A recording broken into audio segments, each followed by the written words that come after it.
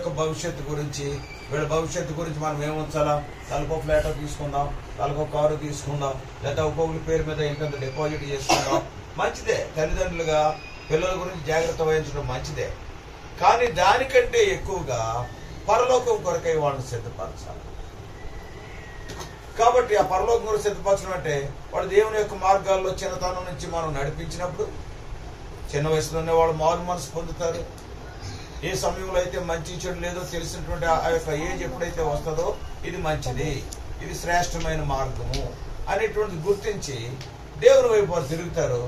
ఆ రీతిగా చిన్న వయసులో కానీ వాళ్ళు దేవుని వైపు తిరిగారంటే ఎంతో లాభం. కారణం ఏంటంటే దేవుని కొరకు గడిపేదానికి ఒక జీవితకాలం ఉంటుంది.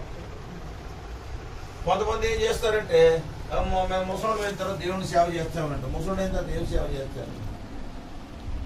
దేవుడు నీకు ఉద్యోగం ఇస్తే ఉద్యోగంలో ఉంటూ దేవుని సేవ చేయి.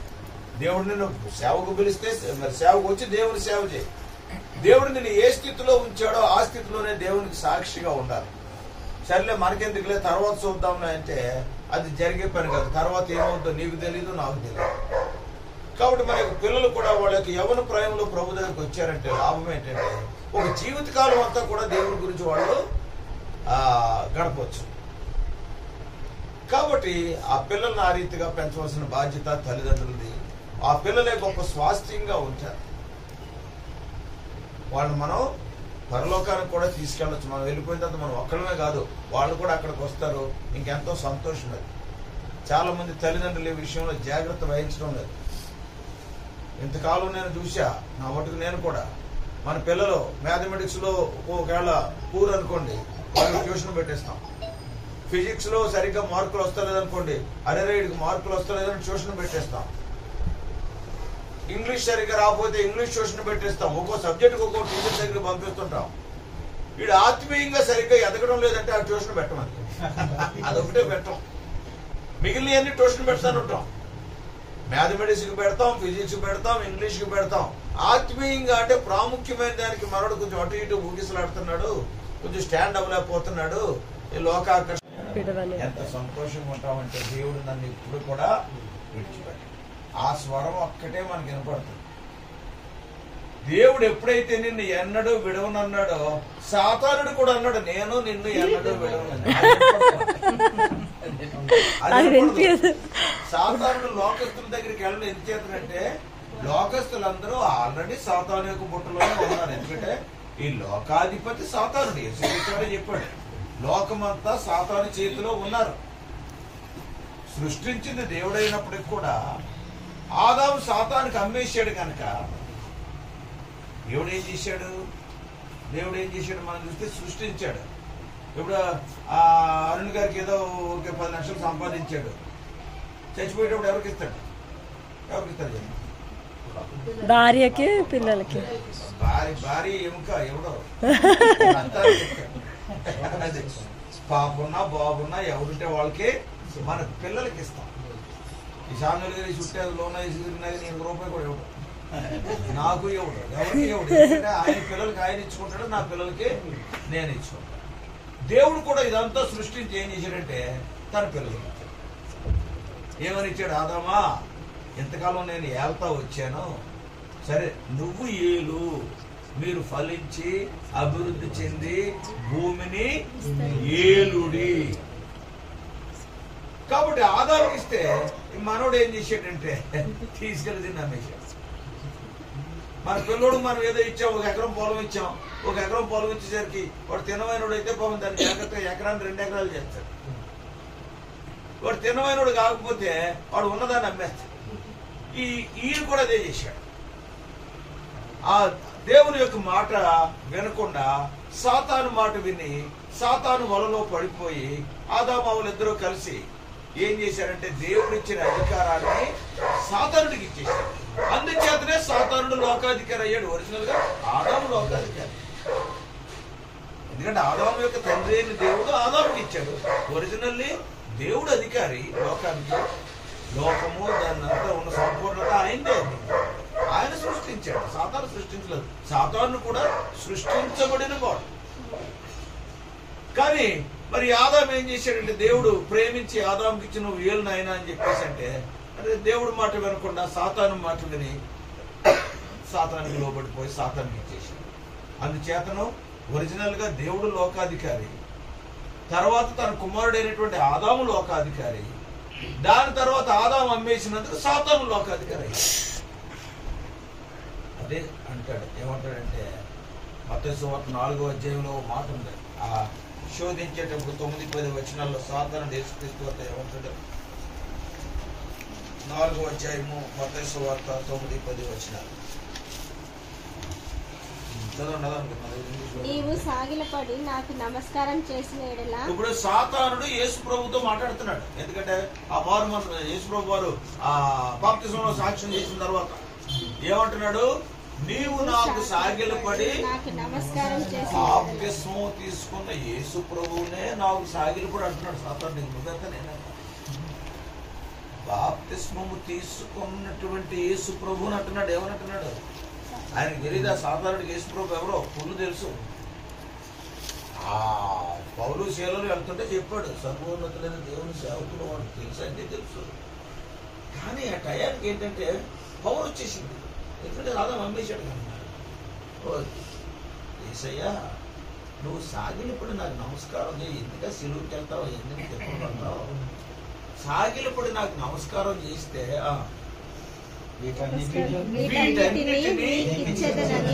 ఇచ్చేదను అని అంటున్నాడంటే వాళ్ళు ఎవడంటున్నాడు? కరెక్టే, సాతాను చెప్పింది కరెక్టే. యేసు ప్రభు కూడా అన్నాడు కదా, ఆయన కూడా అన్నాడు, ఈ లోకాధికారి వస్తున్నాడు, సాతానుడు వస్తున్నాడు. ఈ లోకానికి అధికారి సాతానుడు. ఎందుకంటే నా కుమారుడు ఆదాము చేసిన తప్పును బట్టి. ఇప్పుడు చూడండి, ఇదే మన జీవితంలో జరిగింది అనుకో. మనం మా అబ్బాయిని నేను ప్రేమించాను, ఆడికో 10 ఎకరాలు ఇచ్చాను, ఈయన అమ్మేశాడు. ఎవరికి అమ్మేశాడు? సాతానికి అమ్మేశాడు.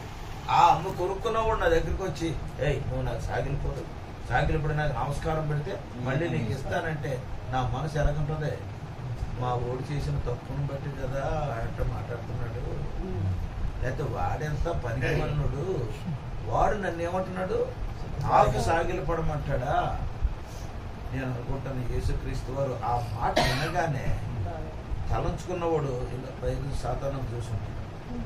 యేసు ప్రభు నేరుగా సాతానం చూశాడు. సాతానికి ఏం పట్టుకుంటది? ఎందుకంటే ఒరిజినల్ గా తెలుసు కదా, దేవుడితోటే ఉన్నాడు కదా. ర్యాంక్ నెంబర్ 2 పరలోకంలో దేవుడు అంత ఉన్నతమైన స్థానం ఇచ్చాడు లూసిఫర్ లాగా. ఆ స్థానంలో ఉండేసరికి యేసు ప్రభు నేను ఊహించడం బైబిల్లో లేదు.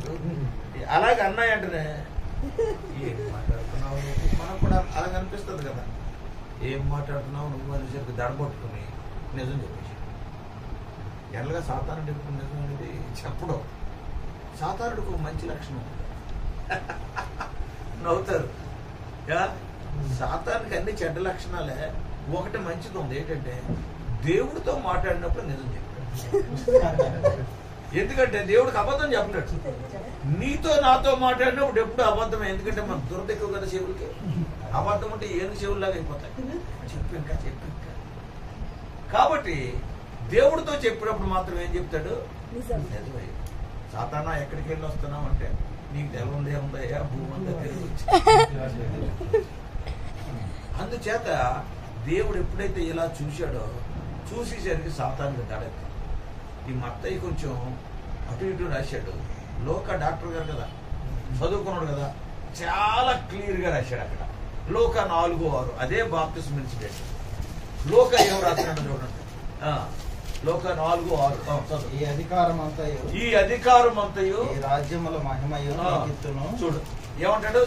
సేవరుడు అన్నాడు, ఈ రాజ్యముల మహిమ ఈ అధికారం అంతా నీకిత్తును అంటమే కాదు, ఇంకో లైన్ అన్నాడు. అది మొత్తం వదిలిపెట్టేశాడు.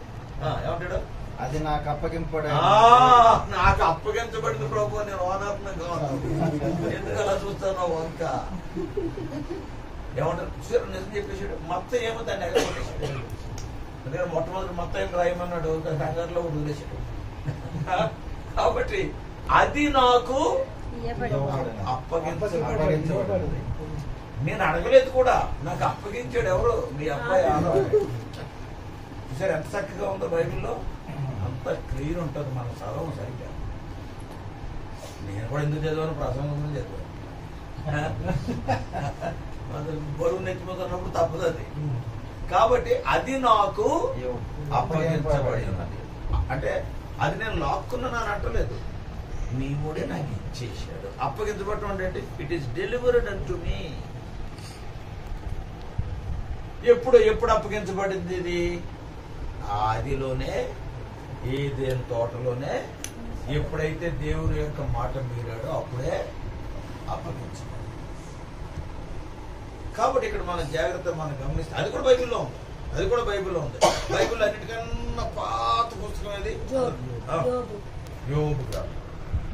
ఎందుకంటే యోబు అబ్రహాము, ఇస్సాకు ఆ దినాల్లో జీవించాడు. ఈ మొదటి 5 పుస్తకాలు అంటే మోషే రాశాడు, ఎందుకంటే తర్వాత ఎప్పుడో పుట్టాడే. కాబట్టి అన్నిటికన్నా పాత పుస్తకం ఏదంటే ప్రాచీన పుస్తకం యోబు.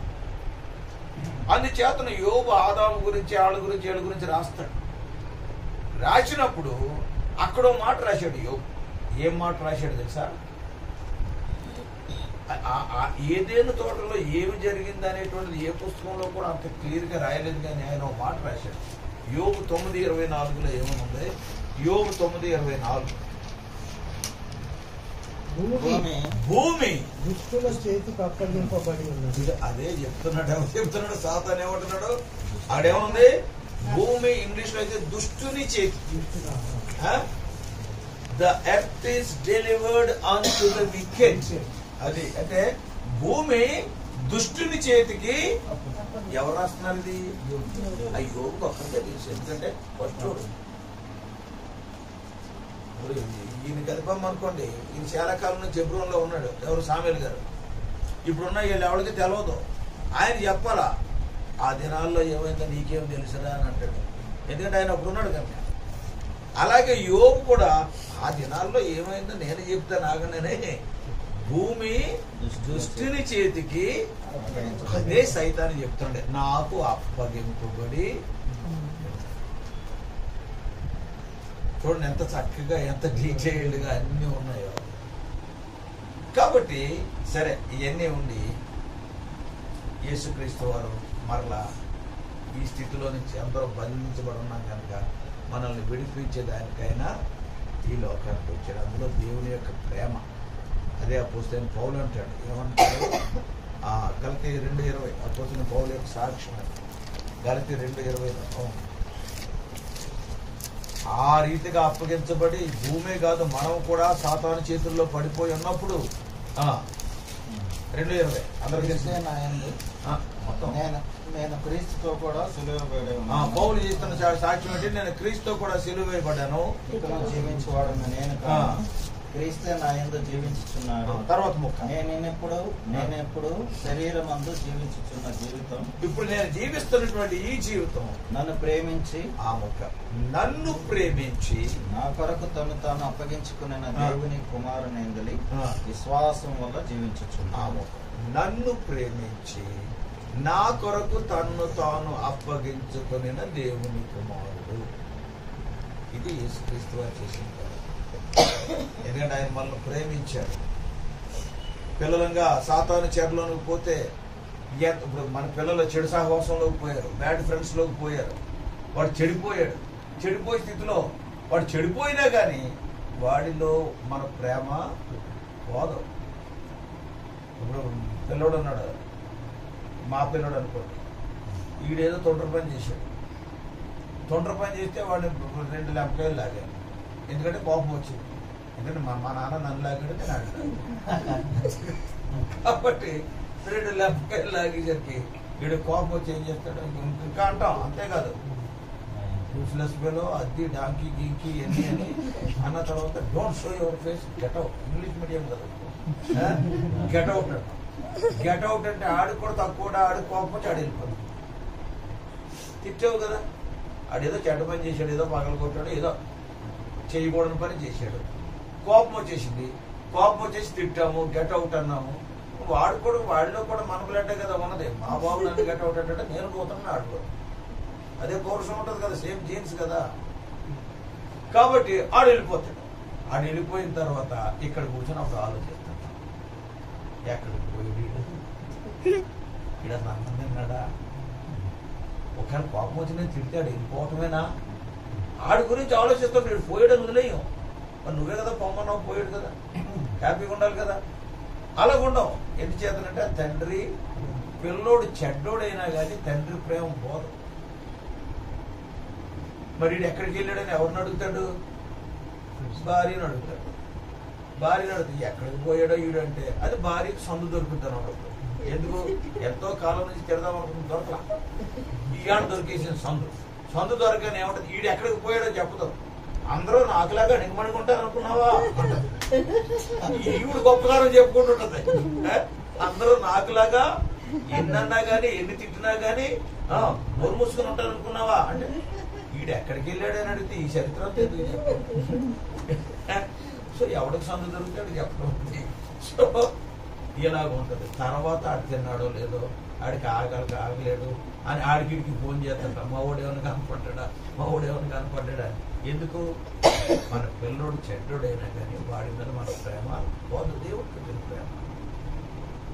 మరి ఆ దేవుడికి ఇంకెంత ప్రేమ ఉంటుంది? తన పిల్లోడు ఆదాము దారి తప్పిపోయి కోపం వచ్చి ఇక్కడి నుంచి బయటకు పో, ఏదేం తోటలోంచి బయటకు పో అన్నాడు, గెట్అవుట్ అన్నాడు. కానీ ఎక్కడెక్కడ తిరుగుతున్నాడు, పాడైపోతున్నాడు, సంతతంతా పాడైపోతుంది. దేవుని కుమారుడు నన్ను ప్రేమించి మళ్ళీ వచ్చేసి అది యేసుక్రీస్తు వారి ప్రేమ. మన మీద క్రిస్మస్లో కేకులు గీకులు ఇవన్నీ కోసుకుంటుంటాం, మంచిదే. కానీ యాక్చువల్లీ దాంట్లో దేవుని యొక్క ప్రేమ. ఆయన అక్కడ కూర్చొనివ్వలా. మనకు ముసలోడమైన ఏమా గుండెలు అరిపో చల్లరిపోతుందా? అసలు ఉండలేదు కదా. అది వెరీ గుడ్. సో ఎవరు వచ్చారు కాబట్టి అలాగా దేవుడు మనం ఎలాగైతే మన పిల్లోడు బయటకు వెళ్ళినప్పుడు ఎలాగున్నాడో అని అనుకుంటమే కాకుండా ఆయన ఎతకడానికి వెళ్తాం. వాడిని ఎతకడానికి వెళ్తాం. ఎక్కడ పోయాడని మనం లెగలేకపోయినా కానీ వెళ్తూ ఉంటాం. అదే బైబిల్లో ఉంది. నశించిన దానిని వెదకి రక్షించు. అర్థమైందా? ప్రతి మాట యాజ్ ఇట్ ఈస్. నశించిన దానిని వెదకి అంటే దేవుని కూర్చోదు. కూర్చోండి, మధ్యలో కూర్చుంటా. కూర్చోండి. ఎవరైనా చేరుతా పర్లేదు. సరళతో కూర్చుంటారా? కొంచెం వెనకాల చేరబడుతూ ఉంటుంది, అది బాధ. అందుకనే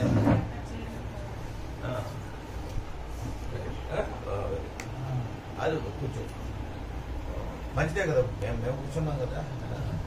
సో నశించిన దానిని వెదకి అది అంచేత అదే పౌలంటాడు, నన్ను ప్రేమించి నా కొరకు తను తాను అప్పగించుకున్నాడు. ఆఖరి ప్రాణవమైన ఇస్తాననే స్టేజ్.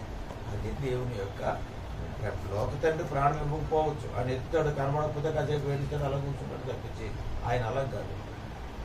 ఆ రక్షించేదానికి అందుచేతనే ఆయన ప్రేమ మన ప్రేమ కన్నా గొప్పదండి. అంచేత దేవుని యొక్క ప్రేమ అసమానమైంది అంటాం. అది దేనితో సరిపోల్చలేని ప్రేమ, మార్పు లేని ప్రేమ. కోపం వచ్చింది, నువ్వు తప్పు చేసావు, గెట్అవుట్ అన్నాడు. ఎక్కడి నుంచి? ఏదేని తోటలోంచి గెట్అవుట్ అన్నాడు. మనోడు ఇంకేం చేస్తాడు? బయటికి పోయాడు, లోపలికి రాకుండా అక్కడ కట్టుకు దోవలో పెట్టాడు. కానీ ఆయనే దిగొచ్చు, నశించిన దాన్ని వెతికి రక్షించి అలాగా రక్షించుకుంటున్నాడు. ఆ ప్రేమను ఎప్పుడు మనం మర్చిపోలేం. ఆ ప్రేమను బట్టే మనం మారు మనసు పొందాం. ఆ ప్రేమను బట్టే మనం బాప్తిసంలో సాక్ష్యం ఇచ్చాం. ఆయన నన్ను ప్రేమించాడు కాబట్టి నేను ఆయన్ని ప్రేమించాయని వెంబడించి ఆయన యొక్క సాక్షిగా ఉన్నాడు. అద్భుతమైనటువంటి ఆ ప్రేమ. ఆయన ప్రేమలో కూడా 1, 2, 3 మెట్లు మీరు చెప్పి నేను ముగించేస్తా. ఆయన ప్రేమ, హీ లవ్డ్ మీ అంటాడు. ఆయన ప్రేమకు మన సృష్టి మనం చూస్తే ఒకనొకప్పుడు ఈ పర్వతాలు లేవు, నదులు లేవు, ఏది లేదు, నథింగ్ లేదు. ఏముందంటే దేవుడు అక్కడే ఉన్నాడు. దేవుడు సృష్టించిన సృష్టిలో మొట్టమొదటి ఏం సృష్టించాడంటే, నాకు తెలిసినంత వరకు బైబిల్లో నేను చదివినంత వరకు మొట్టమొదటి పరలోకం సృష్టించాడు. దేవదూతలు సృష్టించే దానికి ముందు కూడా పరలోకాన్ని సృష్టించాడు. మనుషులను సృష్టించే ముందు భూమిని ఎట్టగైతే సృష్టించాడో నివాస స్థలంగా ఉండేదానికి, అలాగే దేవదూతలకు నివాస స్థలంగా ఉండేదానికి దేవదూతల కన్నా ముందు పరలోకాన్ని సృష్టించాడు. పరలోకం తర్వాత దేవదూతలు. దేవదూతల తర్వాత భూమి. అంచేతనే భూమికి పునాది వేసినప్పుడు దేవదూతల పాటలు పాడారని యోగే రాస్తాడు 38 ఏళ్ళు. అంటే అప్పుడు దేవదూతలు ఉన్నారు భూమికి పునాది వేసి టయానికి. కాబట్టి దేవదూతలను సృష్టించాడు, తర్వాత భూమిని సృష్టించాడు, తర్వాత మనకి 6 రోజుల క్రియేషన్ మనకు అందరికి తెలుసు. కానీ ఇవన్నీ సృష్టించక ముందు కూడా ఆయన ప్రేమ ఎటువంటిదంటే నిన్ను నన్ను తన మనసులో పెట్టుకున్నాడు. అది 6000 సంవత్సరాల తర్వాత, అంటే మొదటి దినం సృష్టి అయిన తర్వాత 6000 సంవత్సరాలు. దాంతకు ముందు దేవుడు అనాదిగా ఉన్నవాడు. ఆ నాటి నుంచి కూడా నీవు నేను ఎక్కడున్నామంటే ఆయన యొక్క బుర్రలో ఉన్నాం. నీ గురించి నా గురించి ఆలోచిస్తా వచ్చాడు. ఏ సంవత్సరంలో నేను నీ లోకంలో పంపాలా, ఏ ఊరిలో పంపాలా, ఏ కుటుంబంలో జన్మివ్వాలా, ప్రతి అడుగు కూడా. అందుకనే ధైర్యంగా పోతుంటాం. దేవునిలో నమ్మకంగా, మన ఎంతో నమ్మకస్తులమే, విశ్వాసం అని కాదు, మనలో పతనాలు మనకు ఉంటుంటాయి. ఏదైనా కానీ సాధ్యమైనంత వరకు దేవుణ్ణి వెంబడించాలని వెళ్ళేటప్పుడు దేనికి కూడా భయపడదు. కారణం ఏంటంటే ఆయన ప్రతి అడుగు కూడా ఆయన స్థిరపరుస్తాడు. 37:23 దావీదు కీర్తనలో ఉన్నట్టు ఒక సత్పురుషుడు ఒక మంచివాని యొక్క అడుగులు ఆయన స్థిరపరుస్తాడు. Establishes the steps of a good man. ప్రతి అడుగు. అంతేకాదు మనతో వస్తానన్నాడు. 52:12 యెషయాలో ఉంటుంది. యెషయా 52:12 ఉంటుంది. రెండు మధ్యలో కూర్చోవచ్చు.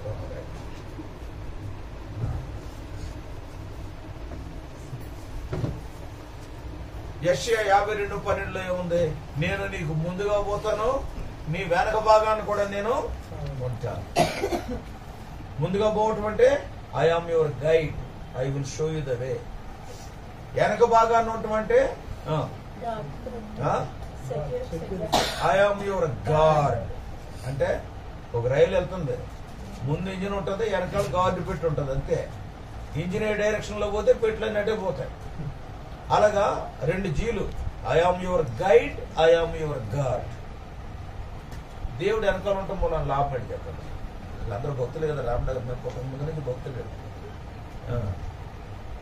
దేవుడు మన వెనకాల ఉంటే మన లాభం. ఊహించండి, తప్పే ఉంది. నేను పరీక్ష కాదు కదా. తప్పు చేస్తే మనం ముందు పరిగెత్తిపోతాం. ప్రొటెక్షన్ అంటే ఎదరి నుంచి కూడా ప్రొటెక్షన్. వెనక నుంచి ఎవడు మనల్ని ఓకే, అది ప్రొటెక్షన్. ఐగుప్తీయులు వస్తుంటే ఐగుప్తీయులకి ఇశ్రాయేలుకి మధ్యలో ఆయన ఉన్నాడు. ప్రొటెక్షన్. ప్రొటెక్షన్ ఒకటేనే, ఇంకేమన్నా? Protection correct. వెనక నుంచి వస్తే మనకి కాపుదల. ఎందుకంటే వెనక ఏం జరుగుతుందో మనకు తెలియదు. ఎదర జరిగినా మనం చేయగలిగింది ఏమీ లేదు. కాకపోతే ఆయన ఉంటాడు. ఏం జరుగుతుందో కనీసం తెలుస్తుంది. వెనక నుంచి ఏం జరుగుతుంది అనేది మనకి తెలియదు. అంతే. దేవుడు వెనకాల కొలి పెట్టలేదు, ఓన్లీ ఎదరికే పెట్టాడు. అంటే ఇవి కూడా సరిగ్గా కనబడి చెప్పాల. సో వెనక నుంచి నేను డ్రైవింగ్ చేసుకుంటూ వెళ్తా, తెలుసు కదా. మొత్తం 7 మంది డ్రైవింగ్ చేసుకుంటూ వెళ్తా. నా పక్కన తిమోతి కూర్చుంటాడు, మా ట్రాన్స్లేటర్ తిమోతి. ఏడికి వెళ్ళినా కానీ దగ్గరికి వెళ్ళిన తర్వాత అన్న ఎదురు గోడ ఉందన్నా, అది అలాగే కాపాడుతూ వస్తున్నాడు దేవుడు. అన్నాడు వాళ్ళ ఆవిడ కానీ కూర్చుందంటే భయపడిపోతుంటాడు. అన్న పెద్ద గొయ్యి ఉందన్న ఎక్కించేసానంటే అలా దేవుడు తీసుకుపోతాను అంటే అలాగే పోతుంది. సో కోళ్ళు సరికి కనపడుతున్నా వచ్చిన చిక్కది. ఇప్పుడు బయట ఎప్పుడు పూర్పిడి మీద నుంచున్నప్పుడు అందరూ అనుకుంటారు అందరూ మనం చూస్తున్నారని. ఎవడో కనపడదు. అది అలాగుంటదంట. 2-3 లైన్లు ఎవడో కనపడుతుంటారు అంతే. సో ఎదరైతే కనపడ ఓ మాదిరిగా మనకు తెలుస్తుంది, వెనకాలైతే మనకు తెలియదు. కనుక దేవుడు భద్రంగా మనల్ని శత్రువుకి మనకి మధ్యలో ఆయన ఉంటాడు. అదొకటేనే, ఇంకేమైనా లాభాలు ఉన్నాయా మన వెనకాల రావడం? వీళ్ళంతా యంగ్ పీపుల్ చెప్పండి. ఎవరైనా మన వెనకాల వస్తుంటే ఇంకా లాభం ఏంటి? అనుసరించడం ఏంటి? అనుసరించడం వెనకాల వస్తున్నాడు కదా. ఏం ధైర్యం ఉండే? వెనకాల ఏముందా? ఆయన ఉన్నట్టు కూడా కనపడదు కదా. రెండోది ఏంటంటే ఈ మధ్యలో కొంచెం ఆలోచించడం దొరికింది. అప్పుడప్పుడు ఏం చేస్తుంటామంటే మనకి ఎదరు భయం మీద నేసిందంటే వెనక్కి తిరుగుతాం, వెనక్కి పోదాం లేదు. అప్పుడు ఒకటి వేసి ఇదిగో నాయన ఇశ్రాయేలీలు చాలా సార్లు ఐగుప్తుకి వెళ్ళిపోదాం అనుకుంటారు. అది సైడ్ తర్వాత వద్దాం. ముందు వెనక. సో వెనకాల ఉండటం మూల లాభం ఏంటంటే అప్పుడప్పుడు వెనుకంజి వేద్దామన్నా కానీ ఈయనెవ్వడు. ఇది జాగ్రత్త. ఎందుకంటే మరి ఎవడు దొరకదు మనం వెనకెళ్ళిపోతాం. ఇశ్రాయేలీలు ఎన్నిసార్లు అనలేదు ఐగుప్తు బాగుంది, ఐగుప్తులో ఎందుకు చచ్చిపోలేదు, ఐగుప్తులో అది తిన్నాం ఇది తిన్నాం అంటే బుర్ర వెనక్కి వెళ్ళిపోతే ఇటు డైరెక్షన్ ఇటు పోలీసు వాళ్ళకి ఇలా చూపిస్తాడు అనమాట. చూసారు ఎన్ని లాభాలు ఆయన వెనకాల ఉంటాయి. కాబట్టి మనల్ని అంతగా ప్రేమించి అడుగడుగున మనం పుట్టక ముందే మన గురించి ప్రతి వాళ్ళ గురించి కూడా నువ్వు దేవుని బిడ్డవు దేవుని బిడ్డవు కాకపో అందరి విషయంలో కూడా దేవుని బిడ్డవు అయితే మేల్కొంటావు. దేవుని బిడ్డ కాకపోయినా కానీ నీ అడుగులు స్థిరపరిచాడు కానీ నువ్వు ఆ మార్గంలో నడవటం లేదు, అంతే. నష్టపోయేది నువ్వే. నీకు మార్గాన్ని సిద్ధపరిచాడు, ఆ మార్గాన్ని త్రోవ తప్పిపోయారు అనుకోండి, నష్టపోయేది మనమే. ఆ త్రోవలో వెళ్తే అడుగడుగునా నడిపిస్తాడు అక్కడ. కాబట్టి అనాదిగా కలుగుగాక, లేకపోతే మొక్కలు పుట్టుగాక, భూమి మొక్కలు మొలిపించగాక, లేకపోతే ఏదో ఆకాశం కలుగుగాక అన్నాడు ఆయన. నువ్వు నేను వచ్చేసరికి ఏం చేశాడు? మాట కాదు, నేనే కూర్చుంటా. అది ఆయన తన చేతులతో నిన్ను నన్ను స్పెషల్ ఇంట్రెస్ట్ అన్నాడు.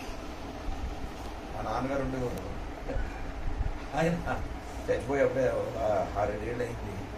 84 ఏళ్ళు చనిపోయారు ఆయన. హెడ్ మాస్టర్ ఆయన.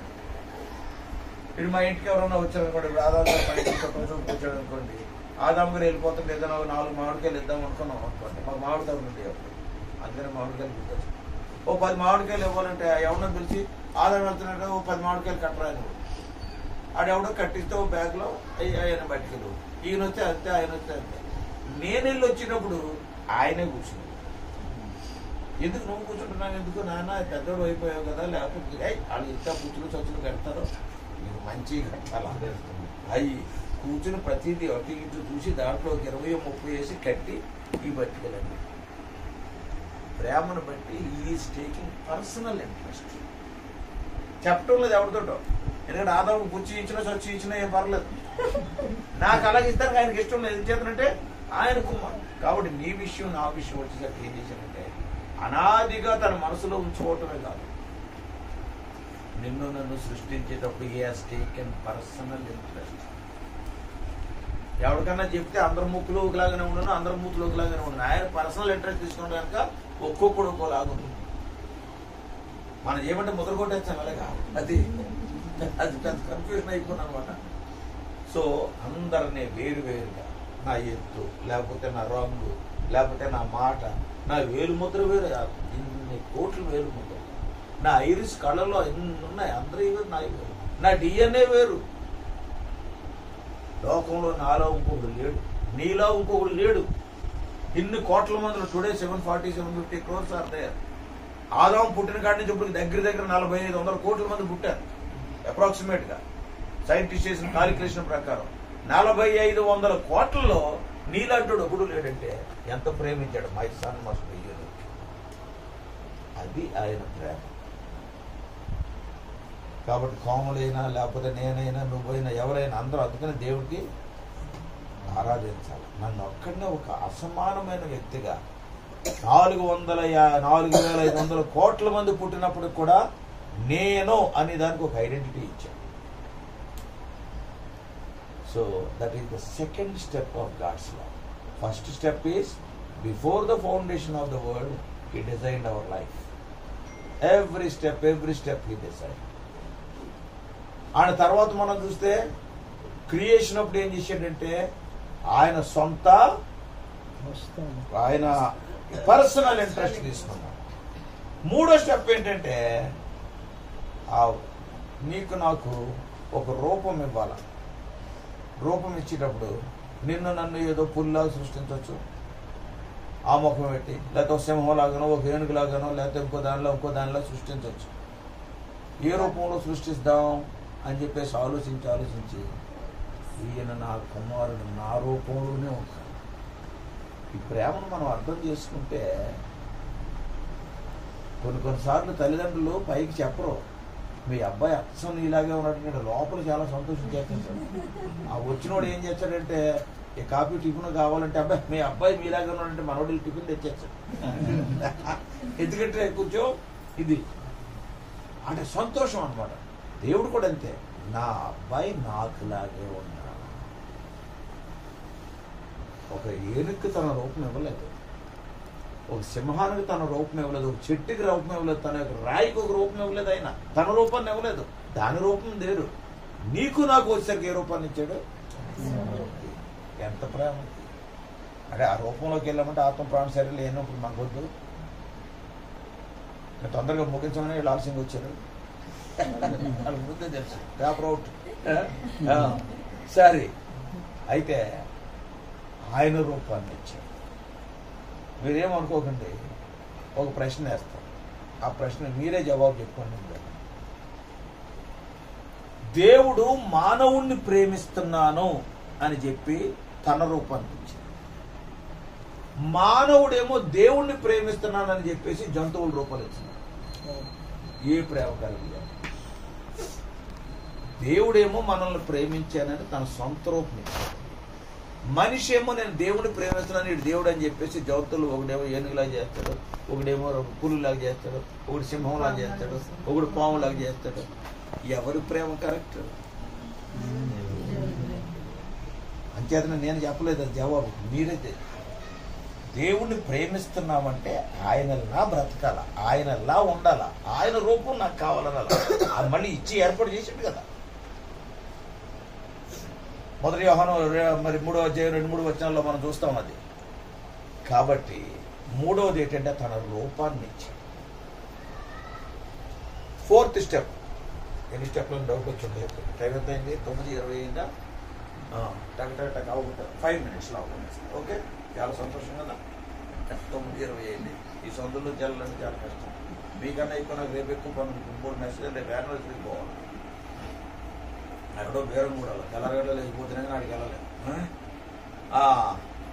4వది, ఎంత రూపాన్ని సృష్టించినా కానీ మనిషి పాపంలో పడిపోతే, ఏ క్షణాన్నైతే పాపంలో పడ్డాడని తెలిసాడో ఆ క్షణాన్నే దానికి విరుగుడు పెట్టేశాడు. వచ్చాడు, ఏమైంది, ఎక్కడున్నావు, ఏం చేసావు, ముద్దన్న పండు తిన్నావా? తిన్నానయ్యా అని చెప్పేసి అన్నాడు. తిన్నానని సరే, ఆవిడిచ్చింది ఈవిడిచ్చింది అది వేరే సంగతి. తిన్నాను అని చెప్పగానే వెంటనే స్త్రీ సంతానాన్ని పంపిస్తాను. ఆదికాండం 3వ అధ్యాయం 15వ వచనంలో, that is the first prophecy about lord Jesus Christ in the Bible.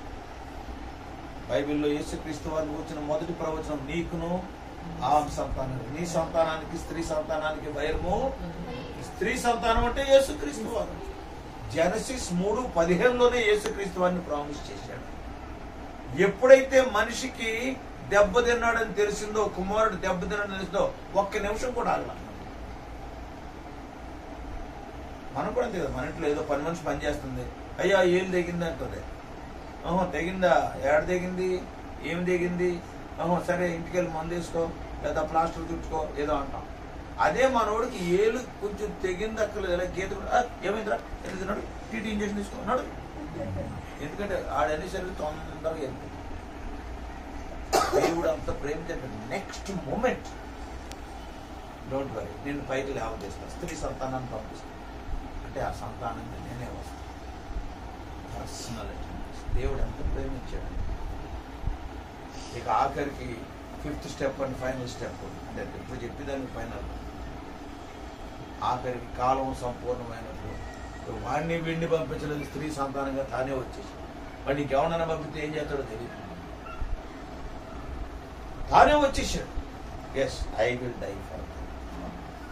ఓ ప్రవక్తను పంపించవచ్చు, కాదంటానికి ఏముంది. ఇంకోటి, అక్కడే కూర్చుని ఆయన క్షమించవచ్చు. No, I will go.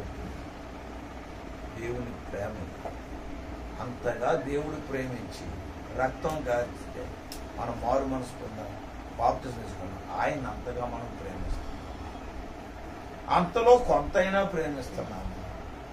కాబట్టి ఒక తీర్మానానికి ఉందాం.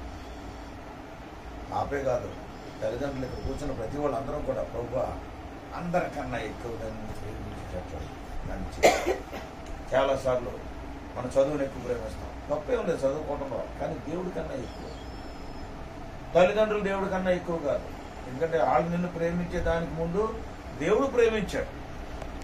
తల్లిదండ్రులు ప్రేమించు, లోబడు, సన్మానించు. దేవుని కావాలి ఫస్ట్. దేవుడు చదువు, ఉద్యోగం, ఏదైనా సరే, ఆస్తి ఏదైనా సరే అని దేవుడు ఇచ్చిన వాడిని ప్రేమించు. చాలా మంది ఇప్పుడు బాగుతుంది బంగారు గుడ్డు పెడుతుంటుంది. మనకు చిన్నప్పుడు కరెక్ట్ విన్నాం కదా. ఇప్పుడు గుడ్డును ప్రేమించి అది రోజుకో గుడ్డు పెట్టింది. బంగారు గుడ్డు బాతు, బంగారు గుడ్డు అని రోజుకో గుడ్డు పెట్టింది. ఇప్పుడు ఆ గుడ్డునే ప్రేమిస్తున్నాం అనుకో, నీకు ఒకటే గుడ్డు ఉంటుంది. బాతును ప్రేమిస్తే రోజుకో గుడ్డు ఉంటుంది. అవునా కదా? నిన్న ఎబ్రోన్లో అంటున్నారు సుగంధకు లేనట్టున్నారు. సరే, మంచిది మంచిది. ఎబ్రోన్లో ఫ్యామిలీ ప్రేయర్ తీసుకుంటే నిన్న నంబర్స్ 36 చాప్టర్ మాట్లాడిన పొద్దుట లేవీలకి ఏముందన్న అందరికి స్వాస్థ్యం ఇచ్చాడు, లేవీలకి స్వాస్థ్యమే లేదు కదా అంటే అప్పుడు నేను చెప్పాను. నిన్నే చెప్పాను. ఏమని చెప్పాను? ఎబ్రోన్లో దేవుడు రూబేనుకు ఒక గుడ్డు ఇచ్చాడు, షిమియోనుకు ఒక గుడ్డు ఇచ్చాడు, యోధాకు ఒక గుడ్డు ఇచ్చాడు. ఈ లేవీలు తక్కువ కాదు, పోతనే తుడిపోయారు. ఎందుకంటే నేనే మీ స్వాస్థ్యం అన్నాడు. అంటే అందరికన్నా ఎక్కువ స్వాస్థ్యం ఎవరికి వచ్చింది? వీడికి ఒక గుడ్డు ఇచ్చాడు అంతే. ఇదిగో ఇక్కడ ఇది 10 ఊర్లు నెయ్యి, 10 ఊర్లు నెయ్యి, 10. మన లేవీలు ఒకసారి ఏమన్నాడు? నేనే అందరికన్నా ఎవరెక్కువ కొట్టాడు? నేను ఎందుకు అడుగుతానంటే ఆదాం అందరికన్నా పుత్రుడు. మనందరికి వేరే అదే పెట్టారు ఆదాం. సో అదనమాట. దేవుడే, ఆయనే దిగి వచ్చేసాడు. ఇది దేవుని యొక్క ప్రేమ. కాబట్టి జీవితకాలం అంతా ఆయన్నే ప్రేమిస్తాడు, ప్రథమ స్థానం ఇస్తూ ముందుకు అందరం అలా సాగితే ఇంకా ఎన్నో ఆశీర్వాదాలు ఇస్తాడు. ఆఖరికి ఆయన దగ్గర చేర్చుకుంటాడు. సంతోషంగా ఆయన దగ్గర పోతాడు. ప్రార్థన చేద్దామా? ప్రేమ కలిగిన మా పరలోక తండ్రి, పరిశుద్ధమైన మా దేవ, మీ నామం స్తోత్రాలు. మీ దాసుడు సోదరు అరుణ్, సోదరి కవిత, వారిని బట్టి వందనాలు నాయన. వారిని ప్రేమించి బహుమానంగా ఇచ్చిన ప్రభు కాములను బట్టి వందనాలు. ఇన్ని దినాలు కూడా కాపాడుతూ వచ్చారు. చదువుల్లో కూడా ఇప్పుడు మరి సెకండ్ ఇయర్ ఇంటర్మీడియట్ కూడా తీసుకొచ్చిన వందనాలు. అయితే ప్రభు లోకరీత్గా మాత్రమే కాకుండా ఆత్మీయంగా కూడా ప్రభు పెట్టిన చిన్న వయసులోనే మారుమూల అనుభవం నడిపించినట్టు వందనాలు. కానీ బాబునని నువ్వు లోకరక్షకుడు అని గ్రహించి అనేక పాపములు నీ రక్తంలో కడుక్కునే దానికి మీరు చూపించిన బట్టి వందనాలు చెల్లిస్తూ ఉన్నాం. ఈ సమయంలో ప్రభు తన యొక్క జీవితంలో చేసిన కార్యాన్ని బట్టి అందరి ఎదుట నీ వాక్యానుసారంగా వాక్యానికి లోబడి ప్రభు 27వ తారీఖున ప్రియ ప్రభు మరి హెబ్రోన్లో బాప్తిస్మంలో సాక్ష్యం ఇచ్చింది. రాబో దినాల్లో నిన్ను ఎక్కువగా ప్రేమించి ప్రభు నీ వాక్యాన్ని ప్రేమించి, నీ పిల్లలను ప్రేమించి, నీ సన్నిధిని ప్రేమించి ప్రభు మరి ఈ ఆత్మీయ కార్యకలాపాల్లో కూడా ముందుకు సాగేదానికి సహాయం దయచేయండి ప్రభు. మరి ఆ పౌలు చెప్తున్న రీతిగా 2:20 గలతీలో నన్ను ప్రేమించి నా కొరకై తనను తాను అర్పించుకున్న దేవుని కుమారుడు అదే సాక్ష్యం పెట్టుకోవడం చెప్తూ నీ కృపలోను మనిషి దేవులను ఎదగలిగి మరి నీకు మహిమ తెచ్చే బిడ్డగా, సంఘానికి కుటుంబానికి ఎంతో గౌరవాన్ని పెంపొందించే బిడ్డగా మీరు జీవించగలిగింది. నీ మార్గాల్లో నడిపించండి. చదువుల్లో తోడుగా ఉండండి. ఆరోగ్య విషయాల్లో సాయం దయచేయండి. రాకపోకల్లో ఫ్రాన్సిస్లో ప్రభావ చదువుతుంది. వేరే రాకపోకల్లో తోడండి. అన్ని అక్కర్లు మీరు తీర్చండి. బిడ్డ నీ చేతులకే అప్పచెప్పుకుంటూ మీ గొప్ప కార్యాలు తన జీవితంలో ఆశిస్తూ ఇంటి వారిని ఆశీర్వదించమని యేసుక్రీస్తు ప్రభు మా రక్షకునామములో వచ్చిన ప్రతి వారిని కూడా మీరు ఆశీర్వదించమని రాయించి పెట్టుకుంటున్నాము తండ్రి. ఆమేన్.